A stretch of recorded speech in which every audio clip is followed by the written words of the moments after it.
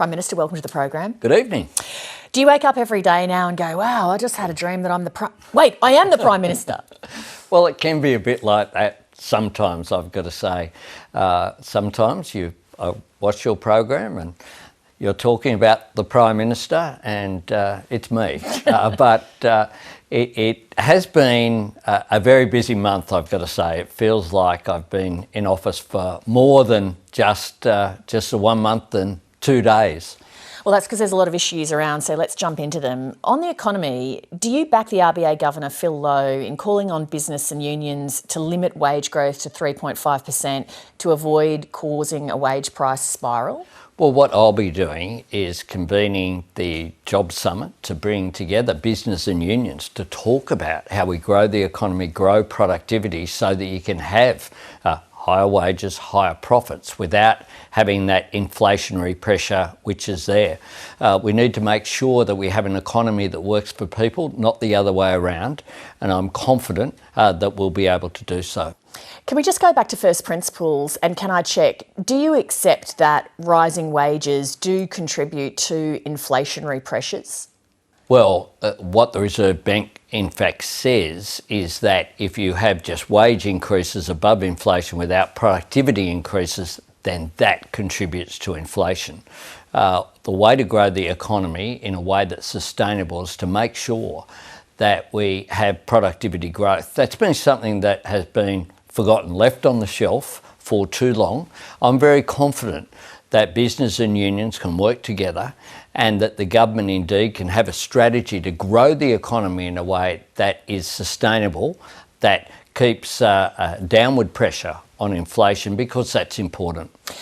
I interviewed the Reserve Bank Governor, Philip Lowe, on the program the other week, and he said he thinks we need to have a national conversation about the kind of services we can continue to expect from government given the economic constraints. What's your view of that? We do have to have that conversation over a period of time, and that's one of the conversations that I started with the Premiers and Chief Ministers last week, talking about an assessment that will go to the next National Cabinet meeting of the fiscal position of different levels of government going forward, what the pressures are on budgets. We know that we've got the NDIS has been growing. We know there are other pressures as well, and we know that they've got to be paid for. We know one way we can do that is to grow the economy, but we need to examine it and have that national discussion. Well, what about, before the election, I asked you about income tax cuts for the highest income earners, and you said, well, they're legislated, we can't do anything about that. What about that? Can you really go ahead with that in an environment where you have high inflation and pressures on things that you want to spend money on, like the NDIS? Well, they are legislated, and one of the things that people have a right to believe is that when a politician makes a commitment before an election, they keep it, and I intend to do just that. What we need as well is to have that certainty. People have made assessments based upon the certainty that comes through legislated tax changes, and we intend to fulfil that, Leigh. Is the first Albanese budget going to have to be tougher than people are perhaps anticipating because of this economic environment? We're going to have to really put the brakes on some of the spending which is there.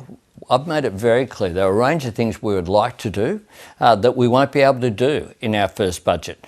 We will also be going through line by line, looking for the waste which is there, and already we've identified a range of measures that were made by the former government that frankly don't stack up, and we'll be taking appropriate action through Katie Gallagher as the Finance Minister, Jim Chalmers as the Treasurer, and our ERC is already working very hard. What do you think, I know it's a bit of a way ahead, but I mean, what do you think will be the theme and the goal of that first budget?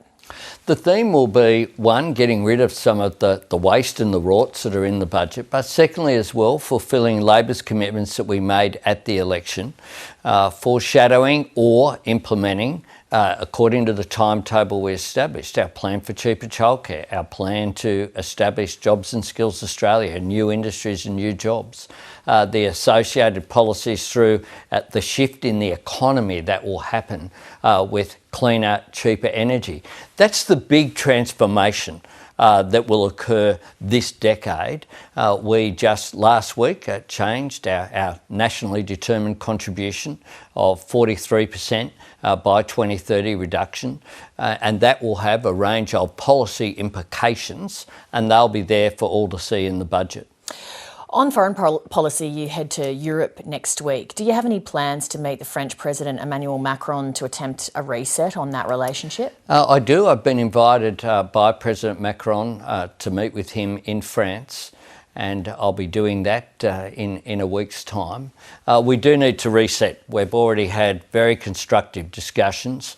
We've brought to a close the arrangements that were in place over submarines. That was due to cost the Australian government, according to the former government's figures before Senate estimates, $5.5 billion. We brought that cost down to $3.4 billion as a result of cooperation from President Macron and the French government. It is important that that reset occur. France, of course, is central to power in Europe, but it's also a key power in the Pacific, in our own region as well. Are you going to be able to offer them anything to kind of make amends?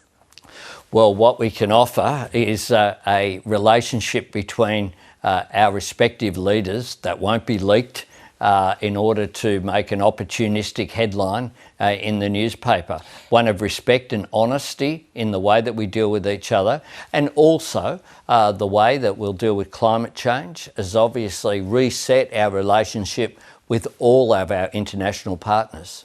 You mentioned France's importance in our region. They obviously have interests here. Given the current geopolitical competition in the Pacific between China or China's jostling for influence there, how reliant is Australia, for example, on French intelligence gathering in the Pacific?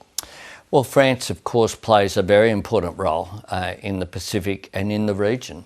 And it's just one of the reasons why this needs to be a relationship that's nurtured, not damaged. We're undertaking to do that. And next week's visit is a very concrete sign of the repair that's been done already. I appreciate you might not be able to answer this because of security considerations, but how keen are you to try to get to Ukraine and meet with President Zelensky while you're in Europe? Well, we're getting national security advice on that. We don't want to cause a circumstance whereby there's risk to Australian personnel by undertaking such a visit, but we'll take that advice and we'll act accordingly. You spoke about the need for a reset with France. What about China? Well, China already, there have been some improvements, but there's a long way to go. It will be a problematic relationship. I said that before the election, regardless of the outcome. China has sanctions against Australia that should be removed. They're damaging the Australian economy and jobs, but they're also causing damage to the Chinese economy. So common sense tells us that though you need to have dialogue between countries. They're our largest trading partner, and it's a good thing that the defence ministers had dialogue just a week ago. I look forward to having further dialogue between ministers of our respective governments. The Premier of China wrote to me and congratulated me on my election. I gave a respectful and courteous reply back. But it is China that has changed, and China needs to remove the sanctions, and that will go a long way towards restoring improved relations. With Australia's energy crisis, part of the solution is more storage and backup options. They're things that cannot happen just overnight. Does that mean Australians have to be prepared for the short to medium term to continue dealing with higher energy prices and the prospect of blackouts? Well, we've dealt with a decade almost of denial and delay, and Australians are paying the price for that, whether it be households or business. You can't resolve it immediately. But the good news is that the path forward has been laid out. The Australian Energy Market Operator, with its integrated systems plan, outlined how you fix transmission. The problem at the moment is that renewables can't fit into the grid, and all of the new energy investment, that's where it's headed, towards renewables, because it's the cheapest form. So we need to get it right. I'm confident that we can, and in the medium term, start to see real improvements, start to see that lowering of energy prices, because that's the key to economic reform and to growth over coming years. In your election night speech, you spoke about people who live in public housing, and you said you hoped that you becoming Prime Minister would give people hope.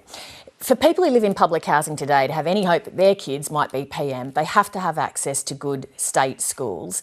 I know that that's a state responsibility to some degree, but what can you do to make sure that if the next little elbow is out there, they're going to have that same opportunity that you've had? Well, Labor is the party of aspiration and creating opportunity, and I know that having a secure roof over your head in terms of public housing made a difference to my life, and that's why just yesterday I was in Tasmania spruiking our plan for our Housing Australia Future Fund and our increased support for public housing and community housing. We can do much more. When it comes to education, it starts with early childhood. I welcome the announcement by the Victoria and New South Wales governments that they've made in the last week, but also Labor has a plan to make childcare cheaper. That's where it starts, with early learning, given that 90% of human brain development occurs in the first 5 years. We'll also discuss with the states and territories how you get better funding and better resources and more effective educational outcomes through the school system. And in particular, we know that disadvantaged people overwhelmingly will go to the local public school, or many of them to systemic Catholic schools like I did.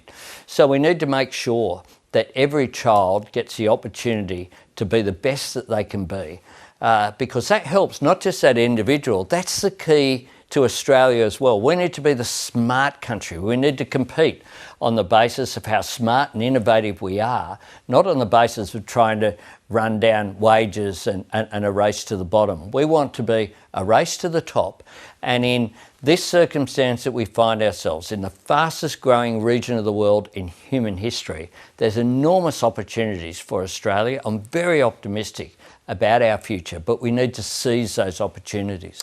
Another thing that you gave real priority to in your election night speech was the Uluru Statement from the Heart and Indigenous Recognition. What do you think it's going to take to ensure that a referendum on recognition succeeds? What it will take is people of goodwill to recognise that this is just about good manners. It's about First Nations people being consulted about matters that affect them. Now, that's the way I was brought up. It's just what we should do as good human beings and good citizens with each other. It's also about recognising that Australians will have great pride when we recognise in our national birth certificate, our constitution, that our history didn't begin in 1788. It began at least 65,000 years ago. And it should be a great source of national pride that we have the oldest continuous civilisation on the planet right here on this great island continent of ours. So with a bit of goodwill, we can reconcile, we can advance the interests not just of Indigenous Australians, but our country as a whole. And it can be a source of pride. I'm determined to get this done.